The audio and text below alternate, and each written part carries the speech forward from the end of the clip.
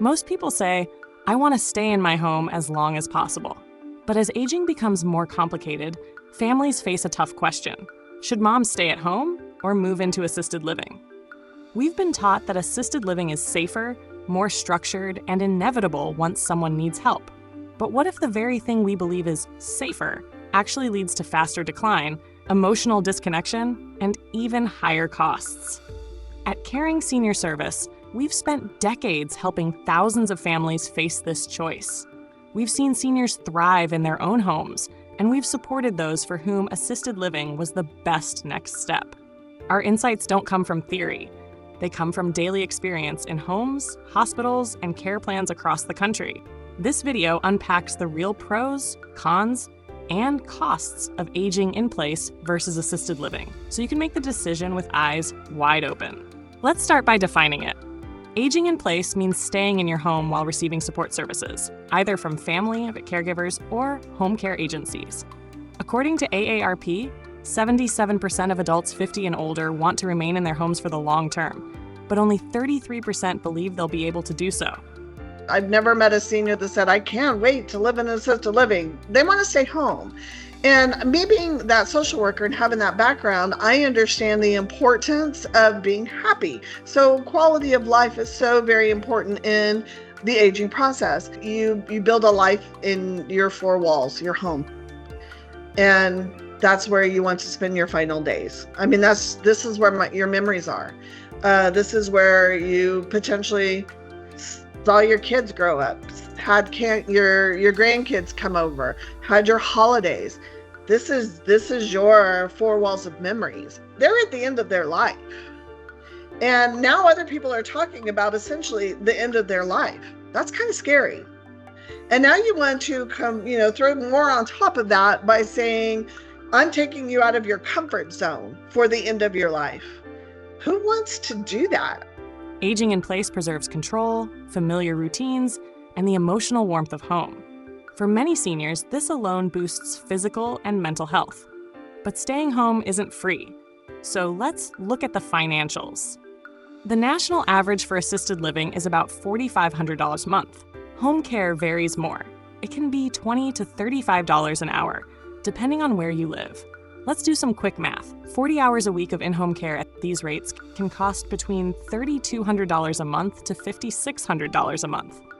That sounds similar, until you realize assisted living often adds fees for medication reminders, mobility help, or special diets. Home care can seem more expensive per hour, but it's often cheaper per need. And it comes without uprooting someone from everything they know. But what about safety? Isn't assisted living supposed to provide more supervision?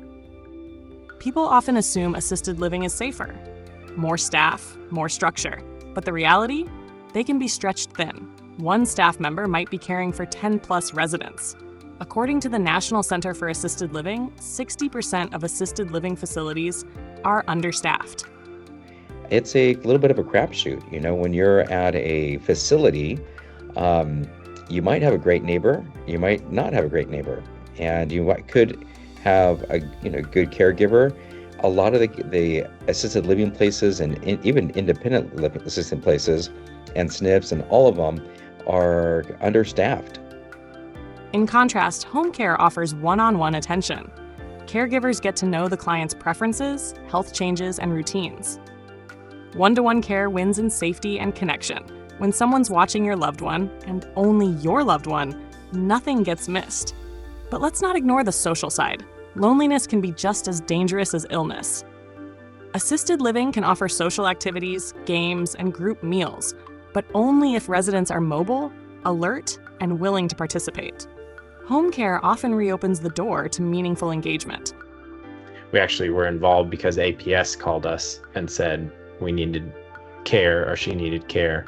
And so we got involved. We were able to help get her to doctor's appointments, get evaluated, get on the right medication, and then almost within a couple of weeks got to see just a completely different person.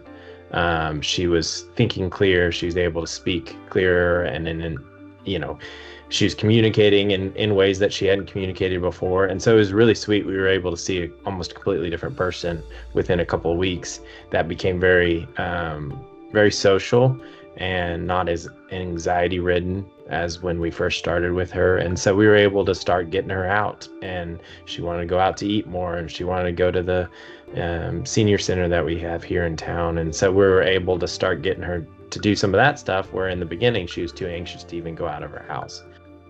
At home, connection comes in smaller, more meaningful ways and can even reawaken something even deeper. I was visiting a client who had some early onset Alzheimer's. I don't know if it was Alzheimer's. And she had a beautiful piano sitting in her living room. And so we were just sitting there and we were chatting about things and chatting about her family. And so I asked her about the piano.